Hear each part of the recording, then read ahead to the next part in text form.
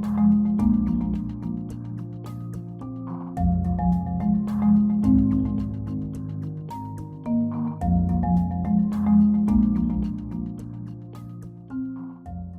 बच्चों हम इसी क्वेश्चन के बी पार्ट की बात करते हैं। बी पार्ट में कह रहे हैं potential energy equal to mgh है ना। ये जो नीचे स्मॉल जी लिखा हुआ है ना, पोटेंशियल एनर्जी की बहुत सारी टाइप्स होती हैं ना, gravitational potential energy, elastic potential energy, electrostatic potential energy. तो पोटेंशियल एनर्जी की बहुत सारी टाइप्स हैं और हर टाइप का फार्मूला डिफरेंट होता है, लेकिन सब टाइप की यूनिट सेम है और कौन सी है, जो वर्क की होगी। अच्छा, पोटेंशियल ये जो लिखे ना जी, ये जी शो कर रहे हैं कि ग्रेविटेशनल पोटेंशियल एनर्जी है जिसका फॉर्मूला mgh होता है। मास है, g acceleration due to gravity और h हाइट है। कहता है प्रूव करें ये डायमेंशनली करेक्ट इक्वेशन है। तो जिस तरह आप लोगों ने ये अभी काइनेटिक एनर्जी की डायमेंशन बनाई है, क्योंकि मैंने बताया काइनेटिक एनर्जी हो, पोटेंशियल एनर्जी हो या वर्क हो, इन सब की आपस में यूनिट भी सेम है और इन सब की आपस में डायमेंशन भी सेम होती हैं। तो जिस तरह आप लोगों ने काइनेटिक एनर्जी की डायमेंशन बनाई है, इसी तरह अब हम किसकी बना सकते हैं, पोटेंशियल एनर्जी की भी बना सकते हैं। तो मैं इसी को चेंज कर देता हूँ। ये जो फार्मूला लिखा है ना काइनेटिक का, यहाँ पर आप ये पोटेंशियल एनर्जी लिख दें। पोटेंशियल एनर्जी आपकी इक्वल टू आ जाएगी mgh की। अब जब हम लेफ़्ट हैंड साइड की बात करेंगे तो लेफ़्ट हैंड साइड में आप लोगों ने यहाँ पर क्या लिख सकते हैं, पोटेंशियल एनर्जी लिख सकेंगे। आगे सारी बातें तो वही सेम चलेंगी ना। सेम का मतलब है कि पोटेंशियल एनर्जी की यूनिट क्या होगी, जूल, और जूल हम लोगों ने देखा किसकी इक्वल है, न्यूटन मीटर की इक्वल है। न्यूटन हम लोगों ने देखा kg मीटर पर सेकंड स्क्वायर, ठीक है ना, साथ में ये मीटर मल्टीप्लाई हुआ तो kg metre square over second square. और इसमें आप लोगों ने डायमेंशन पुट कर दी, इसकी m, इसकी l स्क्वायर, सेकंड स्क्वायर की t स्क्वायर, और ऊपर जाकर ml स्क्वायर t-2। तो ये मैंने दोबारा इसलिए सॉल्व नहीं किया, कभी एक मिनट पहले हम लोगों ने इसको सॉल्व किया था। तो ये लेफ़्ट हैंड साइड की डायमेंशन तो बड़ा ईजिली कैलकुलेट होगी। अब बच्चों इसकी राइट हैंड साइड थोड़ी डिफरेंट है, उसको देखते हैं। तो सबसे पहले हम इसकी राइट हैंड साइड लिख लेते हैं। राइट हैंड साइड पे अगर आप देखें तो वो mgh है। अब आप इसमें यूनिट पुट कर दें कि राइट हैंड साइड इसकी यूनिट क्या आती है।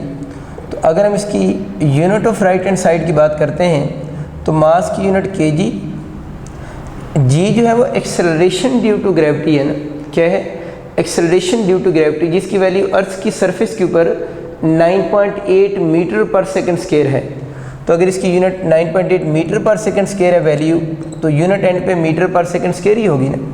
और h जो है उसकी यूनिट क्या बनेगी, मीटर। तो बहुत आसान हो गया, kg, मीटर और मीटर मिलकर मीटर स्क्वायर डिवाइड बाय बच्चों सेकंड स्क्वायर हो जाएगा। अब हमें इसकी सारी राइट हैंड साइड की जो यूनिट्स हैं वो बेस यूनिट्स की फॉर्म में एक्सप्रेस हो गई हैं। अब हम इसको डायमेंशन की फॉर्म में लिख सकते हैं। तब बच्चों हम लिखेंगे dimension of right hand side. Right hand side के अगर हम डायमेंशन बनाएं तो किलोग्राम की डायमेंशन क्या बनेगी, m, मीटर स्क्वायर की आपका क्या आ रही है, l का स्क्वायर, और सेकंड स्क्वायर की क्या बन रही है, t का स्क्वायर बन जाएगी। तो अगर हम इसको लिखेंगे तो m l का स्क्वायर t ऊपर जाकर t-2 हो जाएगी। तो ये हम कह रहे हैं कि राइट हैंड साइड की डायमेंशन भी ml का स्क्वायर t-2 बनी है। ये तो लेफ्ट हैंड साइड के साथ सेम नहीं आ गई। लेफ्ट हैंड साइड की डायमेंशन भी क्या थी, ml स्क्वायर t-2, और राइट हैंड साइड की भी ml स्क्वायर t-2। तो हम कह सकते हैं from equation 1 and 2, equation 1 and 2 से क्या बात क्लियर हो रही है कि dimension of left hand side are equal to है dimension of right hand side के। वही बात अब दोबारा लिख से हैं। तो मैंने लिख सी है dimension of left hand side are equal to है dimension of right hand side के, और एंड पे आप लोगों ने लिख देना है। अब ये इक्वेशन लिखेंगे, so potential energy equal to mgh is dimensionally correct, कि ये वाली जो इक्वेशन है वो कौन सी डायमेंशनली करेक्ट इक्वेशन है, या होमोजीनियस इक्वेशन है, या डायमेंशनली कंसिस्टेंट इक्वेशन है। बच्चों हम बात करते हैं लिमिटेशन की। लिमिटेशन किस चीज़ की, अभी हम पढ़ रहे थे कि checking the correctness of a physical equation. हम किसी फिजिकल इक्वेशन की करेक्टनेस को कैसे चेक कर सकते हैं। तो करेक्टनेस चेक करने में हम लोगों ने ये बात सीखी थी कि कोई भी इक्वेशन जो फिजिकल इक्वेशन आपको गिवन है वो डायमेंशनली करेक्ट कंसिडर होगी अगर उसकी दोनों साइड्स की डायमेंशन आपस में इक्वल आ जाए, यानी लेफ्ट हैंड साइड की डायमेंशन भी इक्वल आ जाए और राइट हैंड साइड की डायमेंशन भी इक्वल आ जाए। अब इसकी कुछ लिमिटेशन भी हैं, ये मैंने जो बुक की वर्डिंग है ना वही लिख दी है, क्योंकि जब बोर्ड में ये शॉर्ट क्वेश्चन आएगा, right the limitation of checking the correctness of physical equation, तो जो प्रेफर चीज़ होती है वो ये होती है कि आप बुक की वर्डिंग मस्त लिखें, क्योंकि ये शॉर्ट क्वेश्चन हैं और जो बुक के शॉर्ट क्वेश्चन होते हैं ना, मतलब जो थ्योरी में लिखे होते हैं, वो बुक वाली वर्डिंग लिखना ज़्यादा अच्छा होता है कि उसी के अकॉर्डिंग मार्क्स मिलते हैं। ये क्या लिखा हुआ है इसको भी हम बाद में रीड करते हैं, पहले मैं आपको एक दो चीज़ें समझाता हूँ। देखिए अभी हम लोगों ने एक इक्वेशन ली थी जो असाइनमेंट में थी, VF is equal to VI plus 80। आपको याद होगा हम लोगों ने ये प्रूव किया था कि ये वाली इक्वेशन डायमेंशनली करेक्ट इक्वेशन है, ठीक है। इस इक्वेशन के बारे में हम लोगों ने क्या बोला था, ये डायमेंशनली करेक्ट है। डायमेंशनली करेक्ट मीन ये इक्वेशन होमोजीनियस इक्वेशन है, और हम लोगों ने इसका प्रूफ भी किया हुआ है। हमें ये पता है कि इस इक्वेशन का जो प्रूफ है वो भी एग्जिस्ट करता है। आप लोगों ने 9th क्लास में इस इक्वेशन का प्रूफ किया हुआ है ना, तो इस इक्वेशन का प्रूफ भी एग्जिस्ट करता है। मतलब इस इक्वेशन के बाद दोनों बातें हैं, डायमेंशनली करेक्ट अभी हमने प्रूव कर ली, और हम लोगों ने 9th में इसको प्रूव करके भी देखा था कि इसका प्रूफ भी एग्जिस्ट करता है। लेकिन अगर इसी इक्वेशन को मैं यूँ लिख दूँ, VF इज़ इक्वल टू 80 लिख दूँ, तो क्या इस इक्वेशन का प्रूफ एग्जिस्ट करता है? ये वाली इक्वेशन जो है इसका प्रूफ आप कर सकते हैं? नहीं कर सकते। इस इक्वेशन का मतलब तो क्या है कि अगर आपको सिर्फ एक्सेलरेशन और टाइम पता हो तो हम बॉडी की फाइनल वेलोसिटी बता सकते हैं। हालांकि ये वाली इक्वेशन बता रही है कि फाइनल वेलोसिटी बताने के लिए एक्सेलरेशन और टाइम के साथ साथ आपको क्या चाहिए, इनिशियल वेलोसिटी भी चाहिए। उसको इस इक्वेशन में पुट करेंगे, इन दोनों को सॉल्व करेंगे, तो जो आंसर आएगा वो फाइनल वेलोसिटी होगा। ये इक्वेशन आपको बता रही है कि आप डायरेक्ट फाइनल वेलोसिटी बता सकते हैं by using acceleration and time. तो हमें ये चीज़ तो पता है कि ये वाली जो इक्वेशन है, इस इक्वेशन का प्रूफ एग्जिस्ट नहीं करता। प्रूफ एग्जिस्ट ना करने का मतलब यह है कि इस इक्वेशन को हम फिज़िक्स में यूज़ नहीं कर सकते। कुछ बच्चे ये कहते हैं कि अगर हम इसमें VI को 0 पुट कर दें, अगर हम इनिशियल वेलोसिटी को 0 पुट करें, ये सारी इक्वेशन बन तो जाती है। लेकिन जब आप ये कहते हैं ना VI को 0 पुट कर दें, तो इसका मतलब है आप तो यही इक्वेशन यूज़ कर रहे हैं ना, VI की वैल्यू आप पुट कर रहे हैं, फिर ये इक्वेशन बन रही है। तो अगर आप VI को 0 अज्यूम करके ये इक्वेशन लिख रहे हैं, तो इसका मतलब आप ये वाली इक्वेशन नहीं यूज़ कर रहे, आप ऊपर वाली ही इक्वेशन यूज़ कर रहे हैं, क्योंकि आप VI को 0 ले रहे हैं ना, तब ये इक्वेशन बन रही है, ठीक है। मैं ये बात कर रहा हूँ कि अगर वैसी ही इक्वेशन लिखी हुई हो, हमें इनिशियल वेलोसिटी के बारे में कोई पता ही ना हो, वो तो इनिशियल वेलोसिटी 0 हो तो ये इक्वेशन लिखी जा रही है ना। अगर सपोज करें केस है, हमें उसमें इनिशियल वेलोसिटी बॉडी की पता ही नहीं है और आपको एक्सेलरेशन और टाइम गिवन है, तो इस इक्वेशन से तो हम फाइनल वेलोसिटी बता सकते हैं। इस इक्वेशन से अगर फाइनल वेलोसिटी बता सकते हैं तो उसका आंसर तो रॉन्ग आएगा, क्योंकि इस इक्वेशन का फिजिक्स के अंदर प्रूफ एग्जिस्ट नहीं करता। लेकिन क्या ये इक्वेशन डायमेंशनली करेक्ट है या नहीं है, इसको चेक कर लेते हैं। VF की यूनिट क्या होती है, मीटर पर सेकंड। एक्सेलरेशन में चलिए इक्वली लगा देता हूँ, एक्सेलरेशन की यूनिट मीटर पर सेकंड स्क्वायर, और टाइम की यूनिट क्या हो जाएगी, सेकंड। सेकंड से कैंसिल हो गया। इस साइड की डायमेंशन भी क्या बनी, LT-1। इस साइड की भी डायमेंशन क्या बनी, LT-1। तो देखिए दोनों साइड्स की डायमेंशन सेम है, और दोनों साइड्स की डायमेंशन क्या बन रही है, LT-1 बन रही हैं। तो हम कह सकते हैं कि ये जो equation VF equal to VT है, ये वाली इक्वेशन भी डायमेंशनली कौन सी इक्वेशन है, करेक्ट इक्वेशन है। अब देख लें, दो इक्वेशन आपके सामने लिखी हुई हैं, ये वाली इक्वेशन भी डायमेंशनली करेक्ट है, इसका प्रूफ एग्जिस्ट करता है। ये वाली इक्वेशन भी डायमेंशनली करेक्ट इक्वेशन है, लेकिन इसका प्रूफ एग्जिस्ट करता ही नहीं करता। इसका प्रूफ हम क्या लिखेंगे, नॉट एग्जिस्ट लिखेंगे ना, कि इस इक्वेशन का जो प्रूफ है वो एग्जिस्ट नहीं करता। अब इसका मतलब ये हुआ कि ये वाली जो इक्वेशन है, ये वाली इक्वेशन करेक्ट होगी, इनकरेक्ट होगी। ये वाली जो इक्वेशन है जो डायमेंशनली करेक्ट है, लेकिन इसका क्या एग्जिस्ट नहीं करता, प्रूफ एग्जिस्ट नहीं करता, तो ये वाली इक्वेशन इनकरेक्ट इक्वेशन है। हम कभी भी इसको न्यूमेरिकल में यूज़ तो नहीं करते ना, तो ये वाली इनकरेक्ट इक्वेशन है। लेकिन वो वाली इक्वेशन जो डायमेंशनली करेक्ट भी है और उसका प्रूफ भी एग्जिस्ट करता है, इस इक्वेशन के बारे में बोलेंगे ये करेक्ट इक्वेशन है। ये जो है वो कौन सी, करेक्ट इक्वेशन है। तो इसका मतलब ये हुआ कि डायमेंशनली करेक्ट का मतलब मैंने क्या बताया था, होमोजीनियस।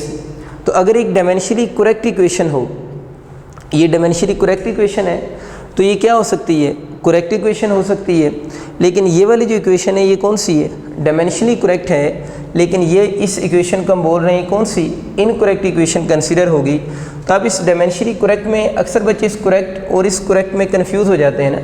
ये जो वर्ड बच्चों लिखा हुआ है ना, ये डायमेंशनली करेक्ट है, वो सिंपल करेक्ट लिखा हुआ है। डायमेंशनली करेक्ट के साथ आप होमोजीनियस लिख लें ताकि आपको कन्फ्यूजन ना हो। तो यहाँ डायमेंशनली करेक्ट का मतलब जो है वो होमोजीनियस है, यहाँ पर भी डायमेंशनली करेक्ट का मतलब होमोजीनियस होगा। तो डायमेंशनली करेक्ट जब हम वर्ड बोलते हैं इसका मतलब होमोजीनियस होता है। तो आप इस बात को यूँ समझ लें कि एक होमोजीनियस इक्वेशन जो होती है, ये दोनों इक्वेशन कौन सी है, होमोजीनियस इक्वेशन है। तो होमोजीनियस इक्वेशन आपकी करेक्ट भी हो सकती है और जो आपकी होमोजीनियस इक्वेशन है वो क्या हो सकती है, इनकरेक्ट भी हो सकती है। तो आप ये कंफर्म नहीं कह सकते कि अगर एक इक्वेशन होमोजीनियस है तो वो करेक्ट होगी या वो करेक्ट नहीं होगी। अब ज़रा इसकी पहली लाइन देखें जो लिखी हुई है, इसमें लिखा है even if a physical relation is dimensionally correct. Dimensionally correct का मतलब मैंने क्या बताया है, होमोजीनियस। तो क्या होगा, it does not prove the relation is physically correct. तो उससे ये प्रूव नहीं हो जाता कि वो रिलेशन फिजिकली करेक्ट है। ये जो मैंने करेक्ट और इनकरेक्ट लिखे हुए ना, ये बेसिकली जो है वो फिजिकली इनकरेक्ट है और ये वाला रिलेशन जो है वो फिजिकली कौन सा है, इनकरेक्ट रिलेशन है।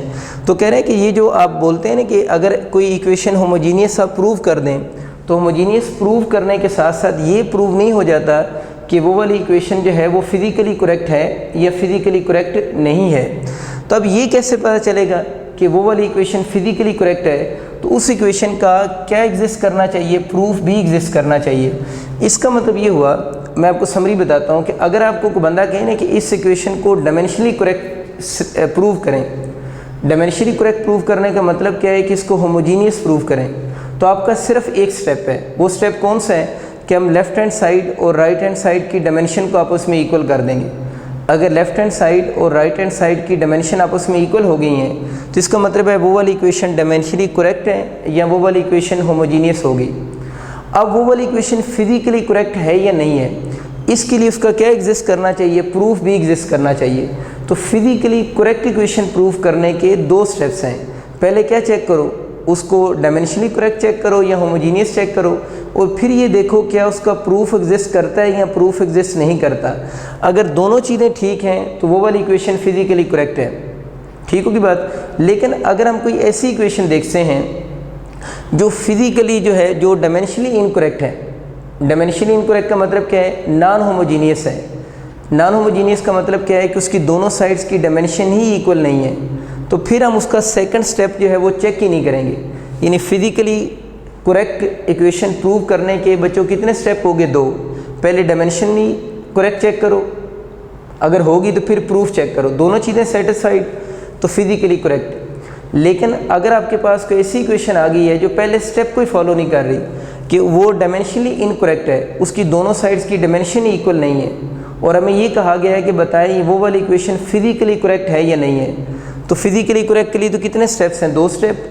अगर उसने पहले स्टेप कोई फॉलो नहीं किया, वो डायमेंशन वो जो इक्वेशन जो गिवन है वो हमें डायमेंशनली इनकरेक्ट हो गई है, उसकी दोनों साइड्स की डायमेंशन ही बराबर नहीं आई, तो फिर हम उसका सेकंड स्टेप चेक ही नहीं करेंगे, हम बोल देंगे वो वाली इक्वेशन जो है वो फिजिकल करेक्ट इक्वेशन नहीं है। ये क्लियर होगी आपको बात। लेकिन अगर आपकी इक्वेशन अगेन रिपीट कर रहा हूँ डायमेंशनली करेक्ट हो जाए, तो फिर आप उसका चेक करेंगे कि क्या उसका प्रूफ एग्जिस्ट करता है या प्रूफ एग्जिस्ट नहीं करता।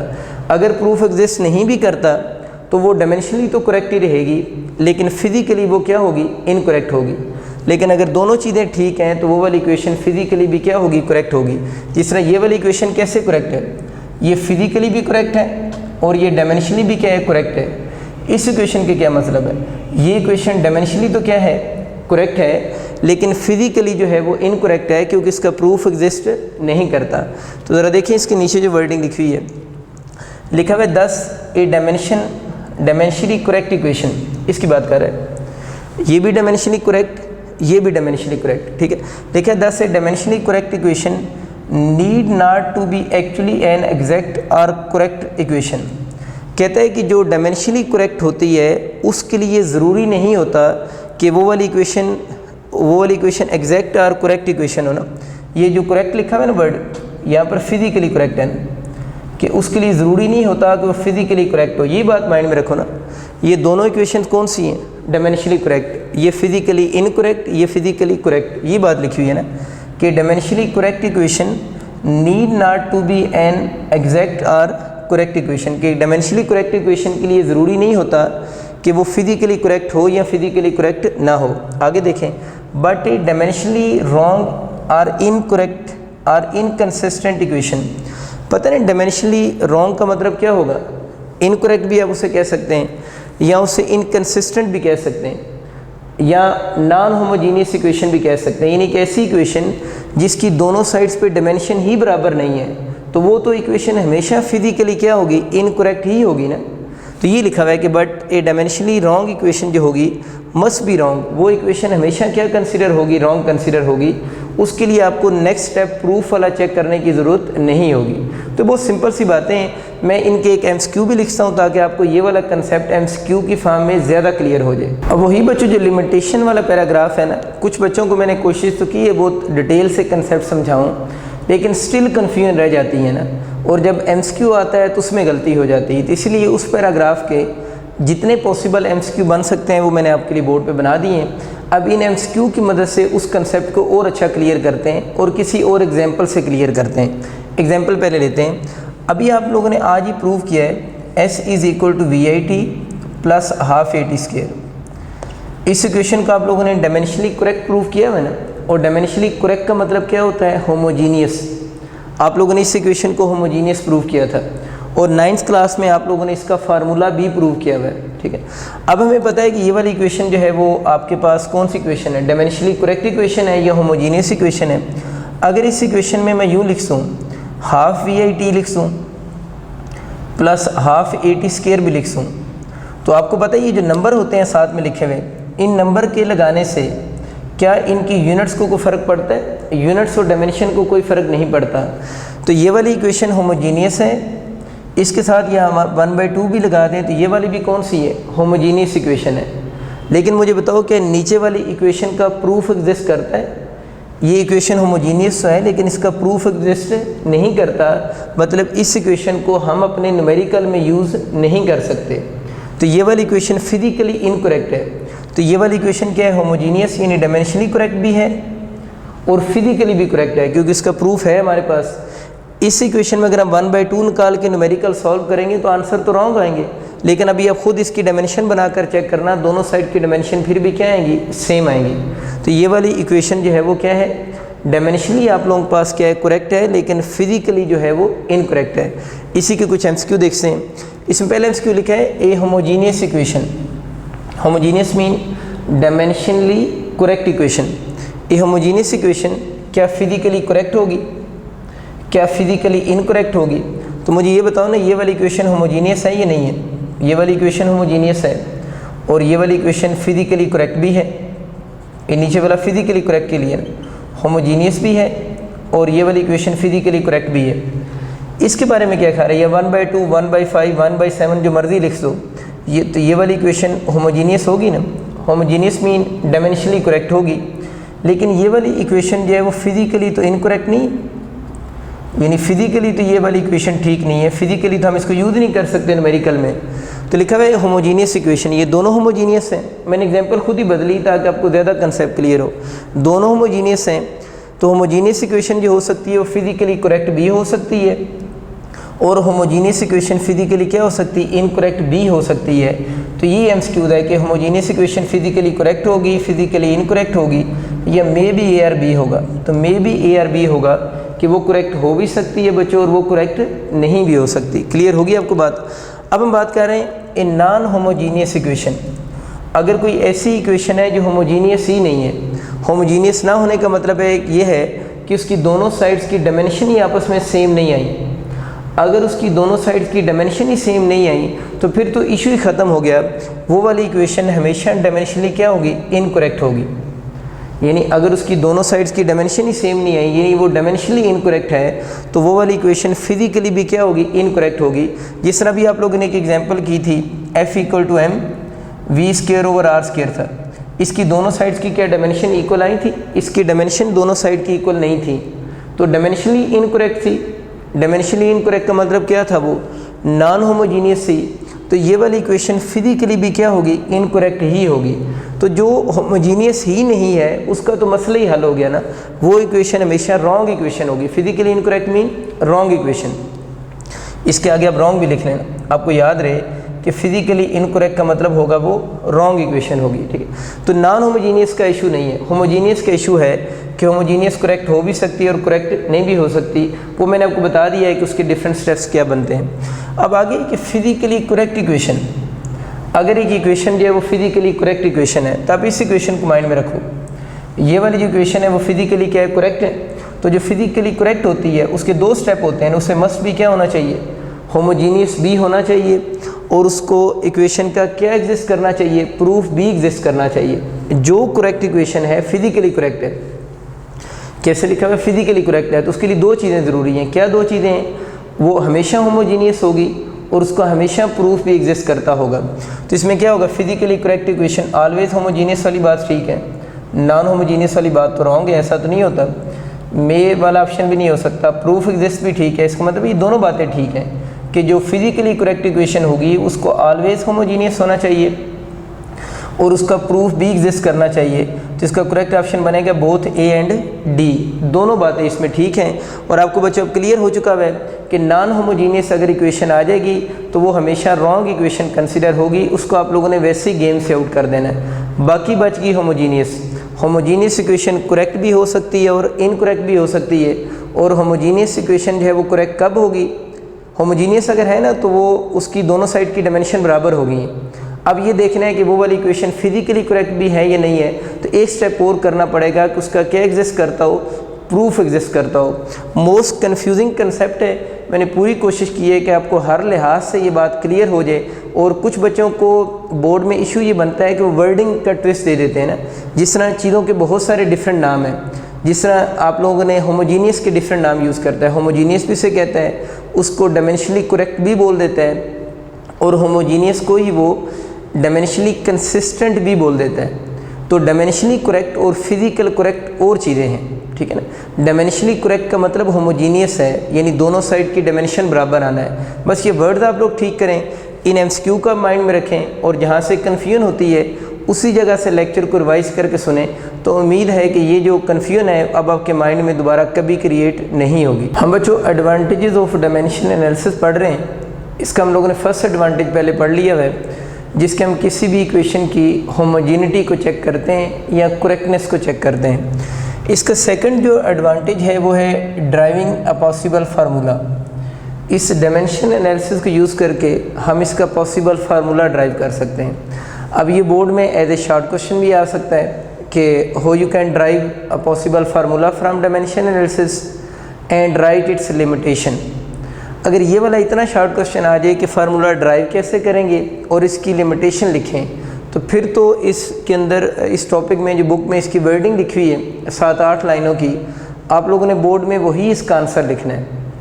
लेकिन मैं थोड़ा इसको चेंज करके पढ़ा रहा हूँ। हम वो जो बुक की वर्डिंग है उसको बाद में पढ़ते हैं, पहले हम इसकी एग्जाम्पल 1.7 सॉल्व करते हैं, इसके बाद एक असाइनमेंट गिवन है वो सॉल्व करते हैं। तो एग्जाम्पल और असाइनमेंट सॉल्व करने के बाद हमें एग्जैक्ट आइडिया हो जाएगा कि डायमेंशन एनालिसिस को यूज़ करके हम फार्मूला ड्राइव कैसे करते हैं। तो जब फार्मूला ड्राइव करना हमें आ जाएगा तो फिर इसकी वर्डिंग अंडरस्टैंड करना हमारे लिए इजी होगा जो बुक में लिखी हुई है। अदरवाइज़ अगर मैं इसकी पहले आपको वर्डिंग समझा दूंगा तो फिर आपको काफ़ी कन्फ्यूजन होगी कि इसमें वर्ड्स जो हैं वो कैसे आपस में इंटरकनेक्टेड हो रहे हैं ना। तो इसलिए पहले हम इसकी एग्जांपल्स करते हैं, फिर एक असाइनमेंट है और इसकी एग्जांपल और असाइनमेंट जो है इन एग्जांपल 1.7 और इसी के साथ जो असाइनमेंट गिवन है ये इस चैप्टर की मोस्ट इम्पोर्टेंट एग्जांपल और असाइनमेंट है बोर्ड पॉइंट ऑफ व्यू से। तो आप लोगों ने इनको एज ए न्यूमेरिकल बहुत अच्छे तरीके से प्रिपेयर करना है क्योंकि इनके क्वेश्चन आने के काफ़ी ज़्यादा चांसेस होते हैं। तो चलें हम स्टार्ट करते हैं एग्जांपल 1.7, उसके बाद असाइनमेंट करेंगे, उसके बाद उसकी वर्डिंग देखेंगे कि बुक में जो उसकी वर्डिंग लिखी हुई है उसके मीनिंग क्या है। क्वेश्चन बच्चे ये है कि when A solid sphere move through a liquid, ये कुछ इस तरह का क्वेश्चन है। यूँ आप समझ लें कि ये कोई सॉलिड स्फीयर है, ये किसी लिक्विड में यूँ मूव कर रहा है, ठीक है। यूँ ही समझ लें कि ये कोई लिक्विड है, नीचे उसमें मूव कर रहा है। The liquid oppose the motion, ज़ाहिर है लिक्विड ने इसकी मोशन को अपोज ही करना है।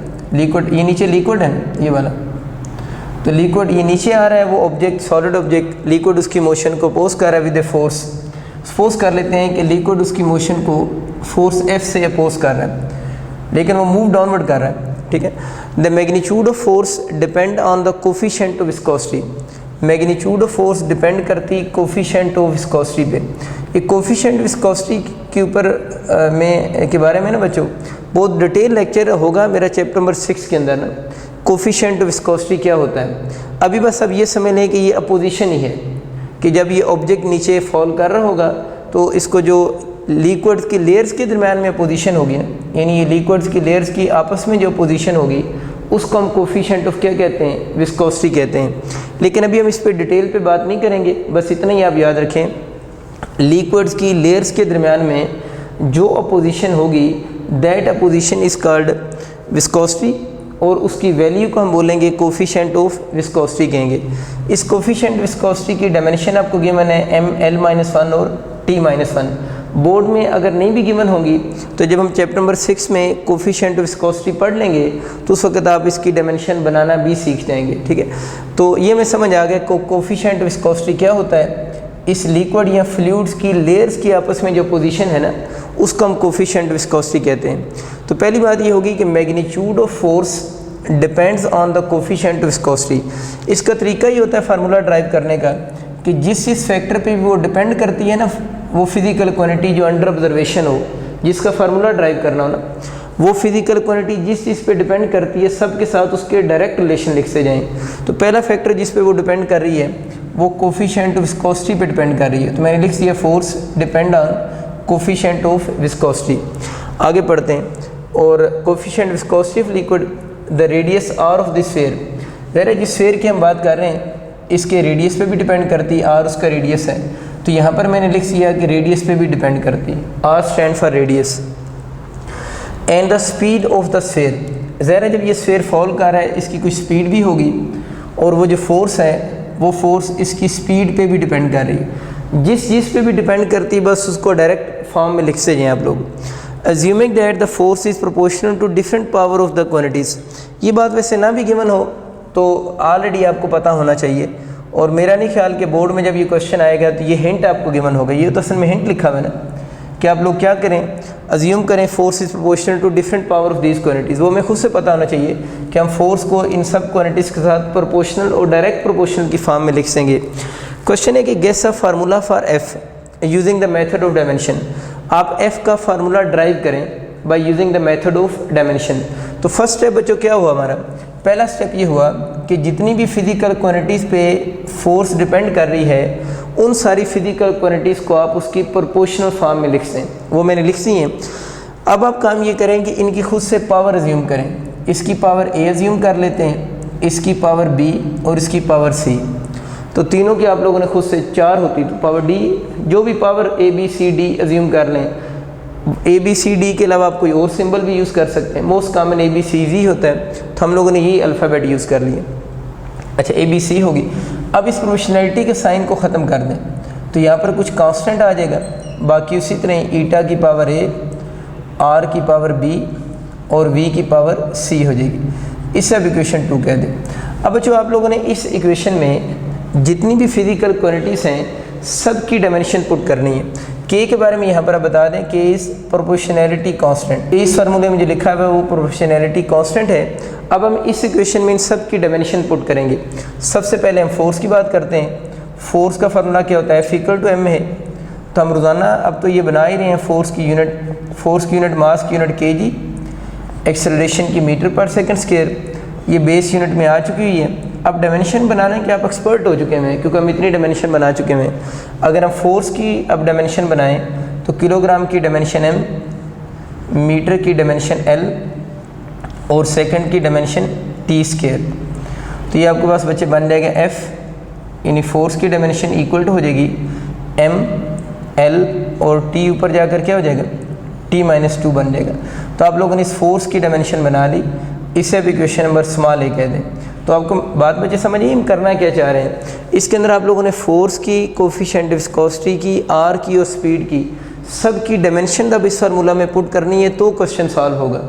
तब हम बारी बारी इन सब की डायमेंशन बना रहे हैं। तो बच्चों ये जो डायमेंशन एनालिसिस है इस प्रोपोर्शनैलिटी कांस्टेंट की वैल्यू के बारे में कोई इन्फॉर्मेशन प्रोवाइड नहीं करता, ठीक है।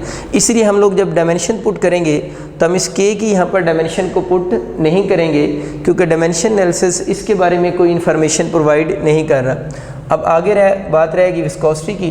तो विस्कोसिटी की डायमेंशन तो मैंने आपको बताया ऑलरेडी क्वेश्चन में गिवन है, और विस्कोसिटी की डायमेंशन आपको गिवन है ml-1 t-1 ml-1 t-1। इससे आप इक्वेशन बी कह लें। उसके बाद आपको किसकी डायमेंशन चाहिए, आर की चाहिए। आर की डायमेंशन तो वैसे ही आसान है ना, आर की यूनिट मीटर होती है, इसकी डायमेंशन हम डायरेक्ट लिख सकते हैं, लेंथ होगी, इसे सी कह दें। स्पीड का फार्मूला आपको पता है डिस्टेंस ओवर टाइम होता है, और इसकी यूनिट जो बनेगी यूनिट ऑफ वी, अगर चले मैं लिख ही देता हूँ, यूनिट ऑफ वी जो होगी वो मीटर पर सेकंड होगी। तो यहाँ से आप वी की डायमेंशन बना सकते हैं। तो वी की जो डायमेंशन बनेगी मीटर की डायमेंशन एल, सेकंड ऊपर जाकर t-1, तो इसकी जो डायमेंशन बनेगी वो LT-1 हो जाएगी। इससे अब आप इक्वेशन डी कह दें। देखिए अब हमारा टास्क तो पूरा हो चुका है। इक्वेशन 2 में हम लोगों ने एफ़ की और इन तीनों चीज़ों की डायमेंशन बनानी थी, पुट करनी थी। वो तीनों चीज़ों की डायमेंशन कैलकुलेट इस साइड की भी हो गई है और इधर से फोर्स की भी आ गई है। अब इन सारी डायमेंशंस को अब हम पुट कर देंगे इक्वेशन नंबर 2 में। आप लिख देंगे putting these dimensions in equation 2। बच्चों यहाँ मैं इसको लिख देता हूँ, एफ़ की जगह उसकी डायमेंशन लिखें। एफ़ की डायमेंशन इक्वेशन ए में लिखी हुई है, तो एफ़ की डायमेंशन बन रही ml और t-2 हो जाएगा। अब बच्चों इसके बाद आ रहा है k। अब k को लिखें यहाँ पर, ये k को ना लिखें कोई फ़र्क नहीं पड़ता। मैं k को नहीं लिख रहा क्योंकि आपकी बुक के सोल्यूशन में उसने k को नहीं लिखा हुआ, लेकिन अगर कोई बच्चा यहाँ पर k को लिख भी देगा तो उसका क्वेश्चन रॉन्ग कंसिडर नहीं होगा, ठीक है। नहीं, आपकी चॉइस है, आप k को लिख से साथ में कांस्टेंट को या नहीं लिख से। k की सिंबल ही लिखनी है क्योंकि डायमेंशन तो हम लोगों ने उसकी बनाई नहीं है। तो अब आप लोगों ने विस्कोसिटी की लिख से नहीं है। विस्कोसिटी की डायमेंशन क्या है, ml-1। ये बात आपको समझ आएगी कि आप लिख भी सकते हैं या ना भी लिखें, कोई हर्ज इससे नहीं होगा। तो विस्कोसिटी यहाँ से जो बन रही है ml-1 और t-1। अच्छा, इसकी तो पावर हम लोगों ने फोर्स की तो ज्यूम ही नहीं की हुई ना, लेकिन विस्कोसिटी की तो आप लोगों ने पावर ज्यूम की हुई है। तो उसके साथ आप लोगों ने जो उसकी पावर ज्यूम की हुई है उसी पावर को वहाँ पर लिख देंगे। इसके बाद आपके पास बच्चों आर आ जाता है। आर की डायमेंशन कौन सी, एल, और उसकी जो पावर ज्यूम की हुई बी हो जाएगी। आगे स्पीड आ जाती है। स्पीड की देखें ना इक्वेशन डी में, डायमेंशन LT-1, और इसके ऊपर आप लोगों ने क्या लिख देना है, सी लिख देना है, ठीक है बात। अब ये करें कि जो राइट साइड है उसकी पावर को इन साइड ले आएँ। पावर इन साइड का मतलब ये है, इसको तो पहले लिख लें, ml-2। पावर इन साइड का मतलब हर एक के ऊपर इंडिविजुअल पावर लिख दें। इंडिविजुअल पावर मीन m के साथ a को लिख दें, l के -1 a से मल्टीप्लाई होगा तो -a हो जाएगा। पता नहीं इसके ऊपर कुछ ना लिखा हुआ, उसके ऊपर क्या होता है, 1 होता है। ये अंडरस्टूड सी बात है। आप लिख दें तब भी अच्छी बात है, 1 ना लिखें तब भी कोई हर्ज नहीं है, ये आपकी चॉइस है। इसको भी आप इनसाइड ले आएँ तो ये -a हो गया। इसी तरह इसका तो एक वैसे भी सिंगल ही है तो b हो गया। c को भी बच्चे इनसाइड ले आएँ, c और t की पावर -c, मतलब पावर को आप लोगों ने डाउन कर दी है, हर एक के साथ साथ लिख दी है। अब ये करें कि राइट साइड पे जिनकी बेसिस सेम है ना आपस में ना, जिनकी बेसिस सेम है, हो तो सारे मल्टीप्लाई हो रहे हैं ना, उनकी पावर्स को आपस में ऐड कर दें। देखिए m तो इधर है ही नहीं, लेंथ इसमें है, एक ये लेंथ है, एक ये लेंथ है। तो मैंने क्या बोला, जिनकी बेसिस सेम है उनकी पावर को ऐड कर दें। तो लेंथ 3 दफ़ा आ रही है, टाइम जो है वो सिर्फ 2 दफ़ा ही आ रहा है। तो इस साइड को तो उसी तरह लिखा रहने दें, ml-2 ये भी। दूसरी साइड पे जो रूल आपको बताया वो अप्लाई करें। अब m के साथ तो कोई मैच ही नहीं कर रहा, तो m को तो अकेले ही रहने दें। लेंथ के साथ काफ़ी सारी चीज़ें मैच कर रही हैं। ये भी लेंथ है, इसकी पावर माइनस है, जिनकी बेसिस सेम उनकी पावर ऐड। इसकी बेस सेम, इसकी सेम, तीनों की बेस सेम है क्योंकि तीनों की बेस लेंथ है। तो -a, इसकी पावर क्या हो जाएगी, +b, और इसकी पावर +c। बहुत आसान बात होगी, बेसिस सेम की तो पावर आपस में ऐड होगी, ठीक है, जिन जिन की सेम थी। t के साथ भी मिला लें उसको, अलहदा स्क्वायर ब्रैकेट्स में लिख से तो बेहतर होता है। तो t का क्या बनेगा, -a और -c। समझ आएगी बात। पहला स्टेप क्या है, डायमेंशन बनाएं। दूसरा स्टेप क्या है, डायमेंशन पुट करें। डायमेंशन पुट करने के बाद पावर का ख्याल रखना है, फिर पावर को डाउन करें, फिर जिनकी बेसिस सेम है उनकी पावर को ऐड कर दें। बहुत आसान से स्टेप्स। इसके बाद आप लोगों ने कंपेयर करना है किस किस को कंपेयर करेंगे, एम की पावर्स को एम से कंपेयर करेंगे, लेंथ की पावर को लेंथ से कंपेयर करेंगे और टाइम की पावर को टाइम से हम लोग कंपेयर करेंगे। तो मैंने बच्चों नीचे लिख भी दिया है कि compare the power of similar physical quantities, यानी सिमिलर फिजिकल क्वांटिटीज़ की पावर को कंपेयर करें। तो सबसे पहले आप ये करें, दोनों साइड पे फॉर एम, यानी एम की पावर्स को आपस में कंपेयर कर लें।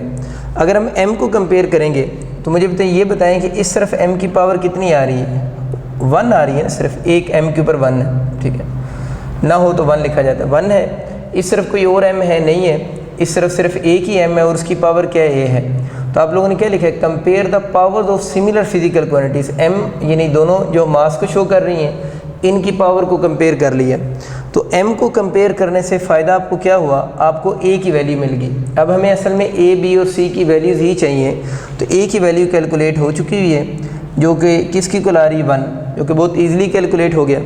इसके बाद अब आप दूसरा काम करें, t को कंपेयर कर लें, फॉर t। पहले आप लोगों ने m को कंपेयर किया है। अच्छा, फ़र्क नहीं पड़ता, कुछ बच्चे सोचते हैं पहले लेंथ आ रहा है तो इसको क्यों नहीं किया, जो शार्ट आपको लगता है उसको करें, क्योंकि m मुझे सबसे स्मॉल पावर लग रही थी, t उससे स्मॉल है, l उससे थोड़ा बड़ा है। तो जो स्मॉल हो, जो सबसे स्मॉल है उसको सबसे पहले करें, जो उससे ग्रेटर हो उसके बाद जो सबसे बड़ा उसको सबसे एंड पे सॉल्व करें, तो कैलकुलेशन आसान हो जाती है। तो इधर t की पावर देखें -2 इक्वल टू, इधर t की पावर कितनी है, -a और -c। इसमें a पुट कर दें, क्योंकि a तो कैलकुलेट हो चुका है, a किसकी इक्वल है 1, तो a को मैं यहाँ पुट कर दूँ तो a की जगह पर क्या आ जाएगा 1, तो -1 बन गए, यहाँ आकर -c। ये समझ आ गया ना किसकी वैल्यू पुट हुई है, a की आप लोगों ने वैल्यू यहाँ पर 1 पुट कर दी, इसका अपना माइनस था तो -100 आ जाएगा। हमें c की वैल्यू चाहिए, c को आप इस तरफ लें, -2 को इस तरफ ले जाए, तो ये कुछ यूँ बन जाएगा, your c is equal to, c इधर माइनस हो रहा था इधर आकर प्लस, c इक्वल टू -1 + 2 हो जाएगा, -1 ये इधर आकर +2, तो your c is equal to again 1। तो a भी 1 आ गया, और अभी आप लोगों ने c चेक किया है, आपको जो c आ रहा है वो भी किसकी इक्वल आ रहा है, 1 के इक्वल आ रहा है, a भी 1 और c भी 1। अब बच्चों एंड पे क्या चीज़ आपके पास कंपेयर करने के लिए रहेगी, अब आप लोगों ने कंपेयर करना है फॉर l, यानी लेंथ को अगर आप कंपेयर करें तो इस तरफ लेंथ की पावर कितनी आ रही, 1, यानी इस तरफ आपकी जो लेंथ की पावर है वो 1 है। इस तरफ अगर देखा जाए तो -a + b + c, यही है ना, -a + b + c। अब इसमें देखिए आपका क्या क्या चीज़ है, नाउन है, आपको a भी पता है और आपको c भी नाउन है ना। तो आप लिखते हैं यहाँ पर putting the value of a and c। ये पुटिंग द वैल्यू वाली बात नहीं इस जगह पे लिख देना, putting the value of a यहाँ पर भी लिख देना ताकि क्लियर हो जाए एग्जामिनर को। अच्छा, अगर हम इसकी वैल्यू पुट कर दें 1 इक्वल टू, a की वैल्यू कितनी है, ये 1, तो हमने तो 1 ही लिखा, उसका अपने माइनस की वजह से माइनस हो गया ना। b तो हम लोगों ने फाइंड आउट करना है +b, और c की वैल्यू भी बच्चे कितनी है, +1 नहीं है, +1 लिख दी है। देखिए ये +1 इस -1 से कैंसिल हो गया, तो b भी किसकी इक्वल आ गया, 1 के ही इक्वल आ गया। हमारा क्वेश्चन यही होता है कि जब आप ये वाली इक्वेशन लिखते हैं ना पावर्स वाली, वो फार्मूला कब ड्राइव होता है, जब उसमें पावर्स पुट होती हैं, क्योंकि पावर्स डिसाइड करती हैं। हम लोगों ने तो सारे रिलेशन डायरेक्ट लिखे हुए हैं, पावर डिसाइड करेंगी कि वो रिलेशन डायरेक्ट हैं सारे, या वो उनमें से कुछ इन्वर्स भी हैं, या उनमें से सब के ऊपर अंडरूट आता है या सब के ऊपर अंडरूट नहीं आता। तो ये डिसाइड किस चीज़ ने करना है, ये इनकी पावर डिसाइड करेंगी। लेकिन इस फार्मूले में तो सबकी पावर भी सेम आ रही है, यानी सारी पावर पॉजिटिव आ रही हैं। अब आप लोगों ने इन वैल्यूज़ को इक्वेशन 2 में पुट कर देना, ये मैं लिख रहा हूँ, putting these values in equation 2।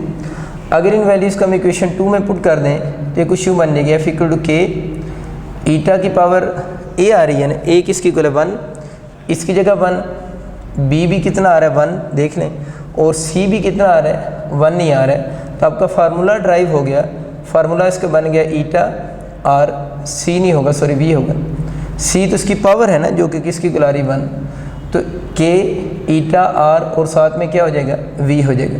तो यही पॉसिबल फार्मूला आप लोगों ने ड्राइव करना था। ये कौन सी फोर्स है, जब कोई भी सॉलिड ऑब्जेक्ट किसी लिक्विड में फॉल कर रहा था तो उसकी मोशन के अपोजिट उस पर जो फोर्स लग रही थी, ये वो फोर्स है।